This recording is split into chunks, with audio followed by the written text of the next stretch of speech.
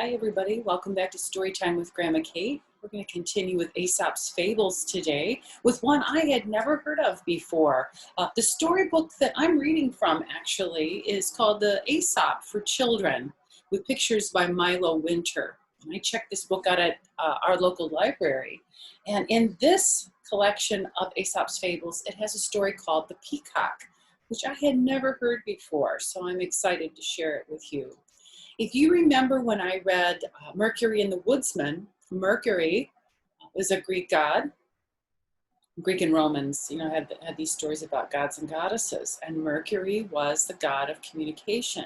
In this story, you're going to hear about the goddess, the woman named Juno. And Juno symbolized many different things, but mostly she was like the goddess of family. She was like the great mother. She was the daughter of Saturn, which is another one of our planets, was named after Saturn, and the wife of Jupiter, of course, which another planet was named after Jupiter. So if you're interested, Google all that stuff. It's very fun. But Juno makes an appearance in this short story called Peacock. I hope you enjoy it as much as I do. It says, "The peacock, they say, did not at first have the beautiful feathers in which he now takes so much pride. These Juno, whose favorite he was, granted to him one day when he begged her for a train of feathers to distinguish him from other birds.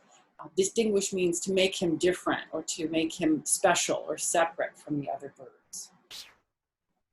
Then, decked in his finery, gleaming with emerald, gold, purple, and azure, that's blue, he strutted proudly among the birds. All regarded him with envy. It means they wanted what he had. They wished they had those beautiful feathers. Even the most beautiful pheasant could see his beauty was surpassed. That means even the pheasant knew that the peacock was more beautiful than him. Presently, the peacock saw an eagle soaring high up in the blue sky and felt a desire to fly, as he had been accustomed to. Lifting his wings, he tried to rise from the ground, but the weight of his magnificent feathers held him down. Instead of flying up to greet the first rays of the morning sun or to bathe in the rosy light amongst the floating clouds at sunset, Peacock would have to walk the ground, more encumbered and oppressed than any common barnyard fowl. Encumbered means to carry a heavy load, and oppressed means to have to carry a burden. So the lesson says, do not sacrifice your freedom for the sake of pomp and show. And what that basically means is, you see how the peacock has all these beautiful feathers and they look really nice, but they keep him from flying. And so a lot of times we can be weighed down with a lot of stuff. Too much stuff is what we call it, TMS, too much stuff. And that can weigh us down.